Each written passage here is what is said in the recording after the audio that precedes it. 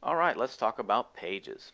Pages are pretty much the exact same thing as posts, except for they're a little bit more static and they're a little bit more consistent and constant on your site. And they're not so much something that you maybe want to put in your blog roll, but it's something that you want to make sure that every visitor has ready and available access to. Things such as your About Us, your terms and conditions, your privacy policy, your contact us page, all of those things would be pages instead of posts, and they're a lot easier to access, and they're a lot more static, and they don't really change much. So diving into pages here, basically on the navigation bar under pages, you want to click Add New, or if you're in the Edit Pages section, you can click the Add New button right next to its title. So click Add New, and you're going to come up upon a pretty familiar page. It almost looks exactly like the Add New Post page, and that's because it is almost exactly like it. It's pretty self-explanatory. Just like posts, you add your title and then you add your content as necessary. And then all these options are exactly the same, and things below it are almost exactly the same as well. A couple of different things about a page is the attributes right down here under the Publish section.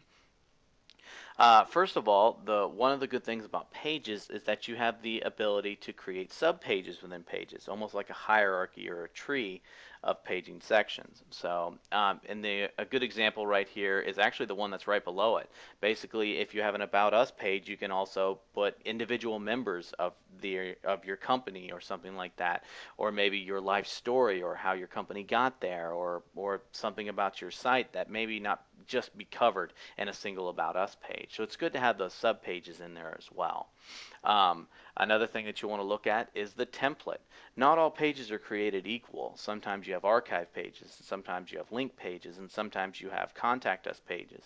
And theme developers recognize that, and depending on the theme that you get, sometimes you'll have a different template that you can apply to your page.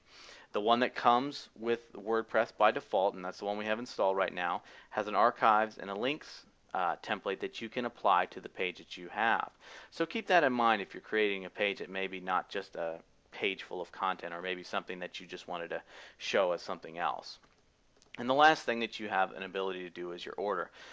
By default, they're usually ordered alphabetically, but if you want to, you can change the order of something if you don't want it to be alphabetical. So let's say if you wanted to have something be more prominent, or one of the earlier links, or maybe if you want it at the end, you can change the order of all your pages, and you can do that right there. And that pretty much covers pages. Like I said, it's a lot like posts, and you're going to grasp this pretty quickly. So those are the only really main differences about a page. So, all right, now we'll move on to the next section.